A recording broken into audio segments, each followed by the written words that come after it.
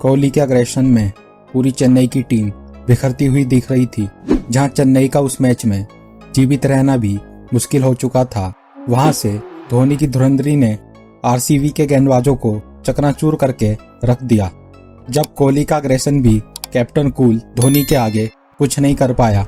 ये कहानी है धोनी वर्सेस आरसीबी की, जब अकेले धोनी ने 70 रनों की तूफानी पारी खेलकर अपनी टीम को एक बहुत इंपॉर्टेंट मैच जिताया। आईपीएल 2018, जहां आरसीबी की टीम शुरुआती मैचों में अपना वो रंग नहीं दिखा पाई जो उनकी टीम को दिखाना चाहिए था, और शुरुआती 5 मैचों में से सिर्फ 2 मैच ही जीत पाई थी।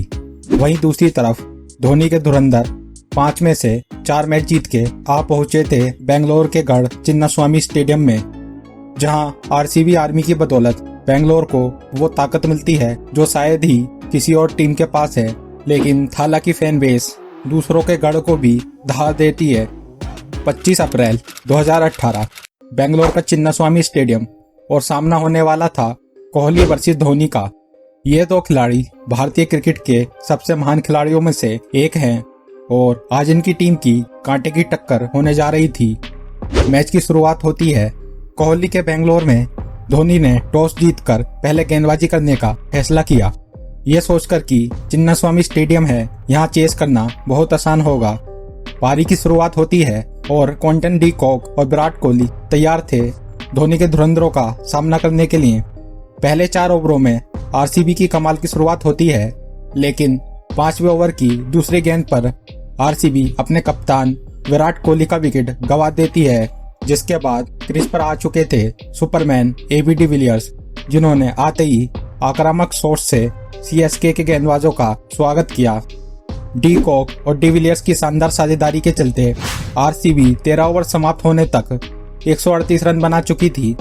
दोनों बल्लेबाज अपनी हाफ सेंचुरी पूरी कर चुके थे, मगर उसके अगले ओवर में ही एक स्लोअर बॉल के चलते क्विंटन डी कॉक ब्रेवो का शिकार बन गए। 15वें ओवर में इमरान ताहिर ने मैच को पलट के रख दिया और एबी डिविलियर्स और कोरी एंडरसन के बड़े विकेट अपने नाम किए।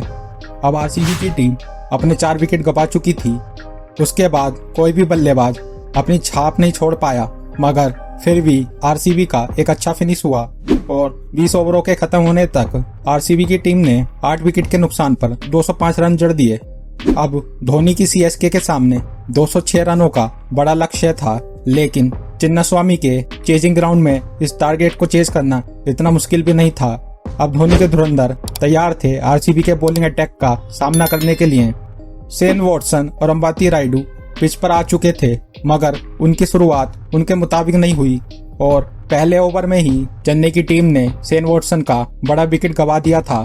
रैना और रायडू ने पावर प्ले को शानदार तरीके से खत्म किया और चेन्नई का स्कोर 2 विकेट पर 55 रन था, मगर उसके बाद मिडिल ओवर्स में चहल की फिरकी ने चेन्नई के बल्लेबाजों को अपने जाल में फंसा लिया और 10 ओवरों तक चेन्नई की टीम अपने 4 विकेट गंवा चुकी थी।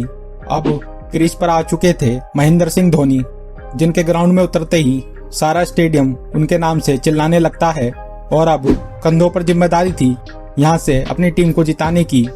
धोनी और रायडू के बीच एक अच्छी साझेदारी होती है। 15 ओवरों तक सीएसके 135 रनों के स्कोर पर खड़ी थी। अभी भी उन्हें जीत के लिए 30 गेंदों में 71 रनों की जरूरत थी। अब धोनी अपने हेलीकॉप्टर शॉट्स दिखाना शुरू करते हैं और रायडू भी तेज रफ्तार से मैच को फिनिश करने की सोचते हैं।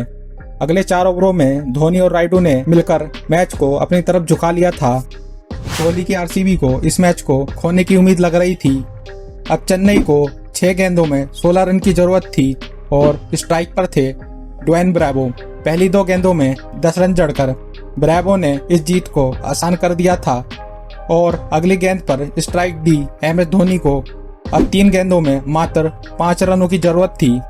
कोरी एंडरसन की अगली गेंद पर धोनी एक 6 लगाकर इस मैच को जिता देते हैं। धोनी ने इस मैच में 205 के स्ट्राइक रेट से 34 गेंदों में 70 रनों की तूफानी पारी खेली थी, जिसकी बदौलत चेन्नई की टीम को इस मैच में 5 विकेट से जीत मिली। दोस्तों, आरसीबी और सीएसके की राइवलरी हमेशा से ही काफी उत्सुक रही है। दर्शक भी इस राइवलरी का काफी आनंद उठाते हैं, और अगर आपको धोनी की ये पारी देखकर मजा आया तो हमें कमेंट करके जरूर बताइए।